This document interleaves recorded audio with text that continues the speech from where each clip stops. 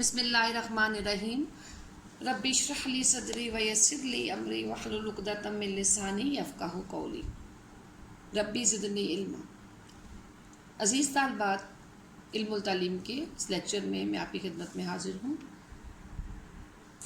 جی طالبات، آج کا ہمارا جو ٹاپک ہے وہ ہے علامہ زرنوجی۔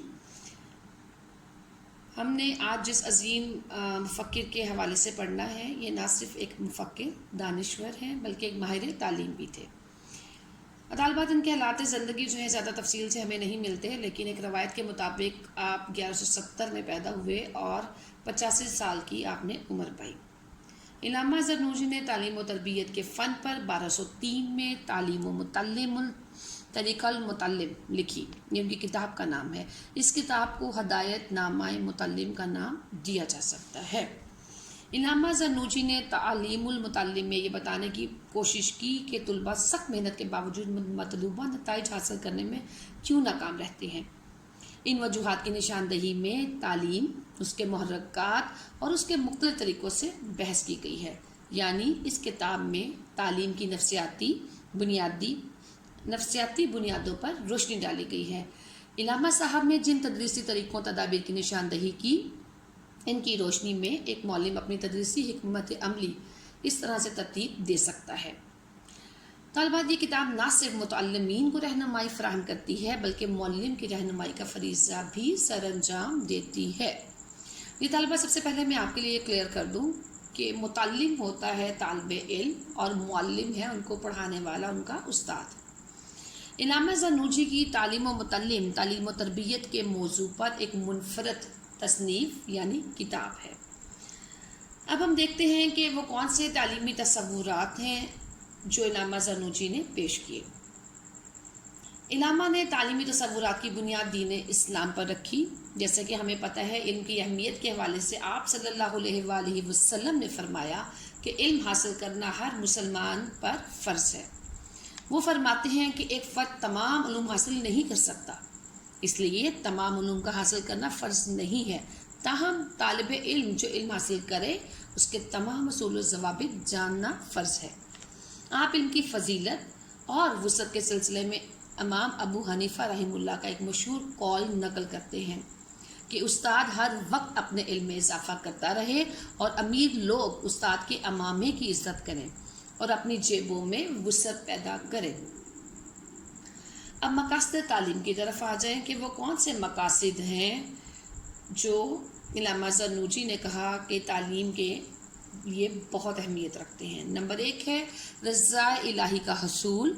آخرت میں کامیابی کو انہوں نے تعلیم کا سب سے بڑا مقصد قرار دیا۔ آپ ایسے شخص کو بہت بد نصیب خیال کرتے جو اس مقصد کے لیے علم حاصل کرے کہ لوگ اس کی عزت کریں، اس کے سامنے تحفے تحائف پیش کریں۔ علامہ علم کے ذریعے عزت و مرتبہ، روب و دبدبہ اس حد تک جائز قرار دیتے ہیں کہ انسان اس سے لوگوں میں اچھائی اور نیکی کی اشاعت کر سکے، نہ کہ اس سے اپنے لیے کوئی فائدہ حاصل کرے۔ علامہ استاد کو ان تمام چیزوں سے احتیاط برتنے کی تلقین کرتے ہیں جن سے علم اور اہل علم کی تحقیر ہوتی ہے۔ وہ کہتے ہیں کہ استاد کو تکبر اور ذلت نفس دونوں سے اپنا دامن بچا کر رکھنا چاہیے۔ اب نصاب تعلیم ہے کہ پڑھایا جانے والا سبق یا کتاب کیسی ہونی چاہیے۔ علامہ فرماتے ہیں کہ نصاب میں قرآن و حدیث، فقہ و اصول، فقہ اور طب جیسے مضامین شامل ہونے چاہیے۔ ان کے خیال میں سب سے پہلے قرآن و حدیث کی تعلیم دینی چاہیے۔ ان کے نزدیک قرآن و حدیث کو لازمی مضمون کی حیثیت حاصل ہونی چاہیے۔ اس کے بعد ثانوی درجات میں فقہ اور اصول فقہ کی تدریس آ جاتی ہے۔ ان کے خیال میں فقہ کا علم اتنا ضروری ہے جتنا انسانی زندگی کے لیے خوراک۔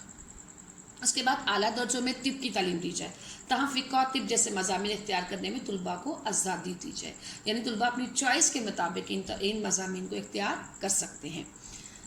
طریقہ تدریس، یعنی ایک معلم کو یا استاد کو کن طریقہ تدریس پر عمل کرنا چاہیے جس سے کہ تدریس مؤثر ہو سکے اور شاگردوں کے ذہن میں وہ تمام چیزیں نقش ہو جائیں جو استاد ان کو کم وقت میں پڑھانا چاہتا ہے۔ آپ فرماتے ہیں کہ استاد کو چاہیے کہ سبق میں دلچسپی پیدا کرے اور اس کے لیے وہ نفسیاتی طریقے استعمال کرے۔ آپ نے فرمایا کہ معلم کے پڑھانے کا طریقہ تعلیمی عمل کو تحریک دینے کا باعث بنتا ہے، یعنی تعلیمی عمل کو استاد کا طریقہ آگے بڑھاتا ہے، طلباء میں اس سبق کو پڑھنے کے لیے دلچسپی پیدا ہوتی ہے۔ استاد کو چاہیے کہ وہ پڑھاتے ہوئے طلباء کے نفسیاتی تقاضوں، ضروریات کو مد نظر رکھے۔ اس طرح طلباء زیادہ انٹرسٹ اور توجہ سے پڑھتے ہیں۔ استاد اور شاگرد کا تعلقات کیسے ہونے چاہیے؟ اس سلسلے میں کوئی خصوصی تحریر نہیں لکھی، تاہم ان کی طلباء کے لیے ہدایت اس موضوع پر خاصی روشنی ڈالتی ہے۔ طلباء کے لیے انہوں نے کیا ہدایت کی؟ علامہ نے تعلیم المتعلم خصوصی طور پر طلباء کے لیے لکھی ہے، بہت تفصیل سے انہوں نے طلباء کے لیے ہدایت و رہنما اصول اس میں تحریر کر دیے ہیں۔ استاد کا انتخاب، علامہ سنوجی استاد کے انتخاب کے لیے طالب علم کو تاکید کرتے ہیں کہ اس سلسلے میں بڑی احتیاط سے کام لیں۔ والدین، بزرگوں، دوسرے اہل علم سے پوری سنجیدگی سے مشورہ کر کے استاد کا انتخاب کیا جائے۔ جب انتخاب کر لے تو مضمون کی تکمیل تک استاد نہ بدلے۔ اب یہاں پہ ہمارے آج کے دور میں یہ ہے کہ بچہ استاد کا انتخاب تو شاید نہیں کر سکتا، لیکن وہ اپنے لیے ایک ادارے یا انسٹیٹیوٹ کا انتخاب تو کر سکتا ہے۔ لیکن اس دور کی بات ہے کہ اس دور میں اساتذہ کا انتخاب بھی طلباء، ان کے والدین اور بزرگ کیا کرتے تھے۔ جب انتخاب کر لے تو مضمون کی تکمیل تک استاد نہ بدلے۔ اس سے طالب علم کا وقت ضائع ہونے سے بچ جاتا ہے اور استاد کی شہرت یعنی ان کی عزت بھی برقرار رہے گی۔ استاد ایسا منتخب کیا جائے جو تجربہ کار ہو، پرہیزگار ہو اور صاحب علم ہو، یعنی اس کو پڑھانے کا تجربہ بھی ہو، ایکسپیرینسڈ ہو، متقی و پرہیزگار ہو اور علم رکھتا ہو۔ صبر و تحمل، تعلیم کا سلسلہ آہستہ آہستہ اور صبر و تحمل کے ساتھ جاری رکھا جائے۔ اس کے لیے علامہ نے ایک مثال دی کہ لکڑی کی چھڑی کو صرف ہلکی ہلکی آنچ پر ہی سیدھا کیا جا سکتا ہے۔ تعلیم کے حصول میں تعطل نہ آنے دیا جائے، یعنی کہ تعلیم مسلسل ایک عمل ہے اور اس میں وقفہ نہ آئے، گیپ نہ آئے، اور غربت کو بھی آڑے نہ آنے دیا جائے، خواہ اس کے لیے محنت مزدوری ہی کیوں نہ کرنی پڑے۔ یعنی اگر آپ افورڈ نہیں کرتے تو پھر بھی محنت کے ساتھ کہیں نہ کہیں سے حصول علم کی طلب رکھ لینی چاہیے۔ طریقے 10 ساتھی کا انتخاب، اپنے ہم 10 ساتھیوں میں سے ایسے طالب علم کو بنائیں جو محنتی، صالح، پرہیزگار، سلیم و طبع ہو، یعنی اچھی طبیعت کا مالک ہو، سست، غلط عقائد یا غلط سوچ رکھنے والا، فتنہ پرداز اور بیہودہ طالب علم کو ساتھی نہ بنایا جائے۔ تعلیم کا موضوع دور کون سا ہوتا ہے؟ ان کے علامہ کے مطابق جیسے کہ حدیث میں ہے، علم حاصل کرو مہد سے لحد تک کا حوالہ دیا ہے، لیکن وہ نوبلوغت کے دور کو تعلیم حاصل کرنے کے لیے بہترین دور خیال کرتے ہیں، یعنی کہ بہت چھوٹی ایج، ٹین ایج، مطالعے کا مناسب وقت۔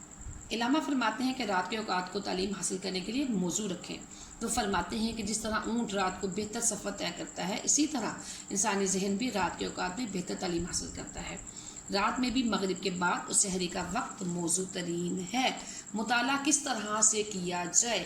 علامہ زرنوجی حفظ کی بجائے فہم پر زور دیتے تھے۔ ان کے خیال میں سمجھ کر وہ حروف سیکھنا 2 بڑی کتابوں کے رٹنے سے بہتر ہے۔ تاہم سوچ سمجھ کر حفظ کی ضرورت سے انکار نہیں کرتے تھے اور اس کے لیے تکرار کے طریقے کو بہت مفید قرار دیا ہے انہوں نے۔ تکرار کا مطلب کہ بار بار مشق کرنا۔ ان کے خیال میں طالب علم کل کے سبق کو 5 مرتبہ دہرائے، اس سے ایک روز قبل کے سبق کو 4 بار اور اس سے مزید ایک روز قبل والے سبق کو 1 مرتبہ ضرور دہرائے۔ اس سے سبق جو ہے وہ پکا ہو جاتا ہے، یعنی کبھی بھولتا نہیں ہے۔ مطالعے میں اعتدال کیسے رکھا جا سکتا ہے؟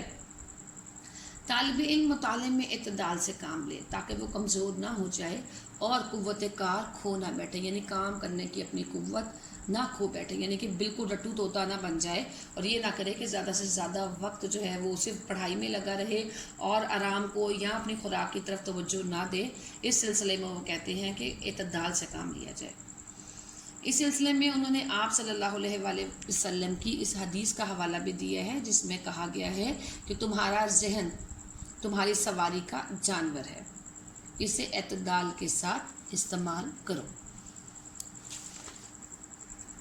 جی طالبات، پچھلے 3 لیکچرز میں ہم نے 3 مسلم مفکرین کے بارے میں تفصیلاً پڑھا، جن میں امام غزالی، ابن خلدون اور ابن سینا شامل تھے، اور آج جو چوتھا لیکچر ہے اس میں ہم نے علامہ زرنوجی کے حالات زندگی اور تھوڑا سا ان کے حالات زندگی اور زیادہ ان کے نصاب تعلیم، مقصد تعلیم اور ان تمام چیزوں کے حوالے سے پڑھا۔ عزیز طالبہ، جتنے بھی لیکچر ہو چکے ہم نے جتنے بھی مسلم مفکرین کے حوالے سے پڑھا اور ان سے ہمیں یہ 4 باتیں جو ہے بنیادی وہ سمجھ میں آتی ہیں۔ اگر ہم دیکھیں تو ان چاروں مسلم مفکرین نے یا اسکالرز نے جو ایک بات کہی وہ یہ کہ تعلیم کا مقصد کیا ہونا چاہیے۔ ان سب کے نزدیک اگر ہم ان کا ایک نچوڑ نکال لیں ان کے کہی ہوئے اقوال کا، تو وہ یہ بنتا ہے کہ تعلیم کا مقصد جو ہے وہ معرفت الہی کا حصول ہے۔ ان چاروں نے یہ کہا کہ نصاب کیسا ہونا چاہیے۔ ان چاروں کی جو سوچ تھی وہ ملتی جلتی بلکہ ایک جیسی ہے، اگر میں کہوں تو غلط نہ ہوگا۔ اس میں انہوں نے بتایا کہ قرآن حدیث کے علم کو ضروری قرار دینا چاہیے۔ اب طریقہ تدریس پہ ان تینوں نے ہی مختلف انداز میں مختلف خیالات کو پیش کیا، لیکن وہ خیالات آپس میں مربوط ہیں اور ایک ربط رکھتے ہیں۔ انہوں نے کہا کہ طریقہ تدریس مؤثر، دیر پا ہونا چاہیے اور نفسیاتی طریقوں کے مطابق ہونا چاہیے، یعنی طلباء کی سوچ، ان کی سمجھ اور ان کی عقل اور ان کے لیول کے مطابق استاد کو طریقہ تدریس کا استعمال کرنا ہے۔ نمبر 4 جو ہے وہ استاد اور شاگرد کا ریلیشن شپ یا ان کے تعلقات کیسے ہونے چاہیے۔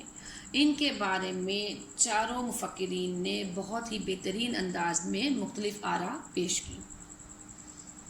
ان سے ہم یہ سبق لیتے ہیں کہ ہمیں اپنے استاد کے ساتھ جو ہے تعلقات رکھتے ہوئے ان نہایت ادب و آداب کو ملحوظ نظر رکھنا چاہیے، اور استاد کو بھی اپنے شاگردوں کو اپنے بیٹے اور بیٹیوں کی طرح سمجھنا چاہیے، تاکہ تعلیمی عمل جو ہے وہ مؤثر، دیرپا، خوشگوار اور اچھا ہو سکے اور طالبات یا طلباء اس سے کچھ حاصل کر سکیں۔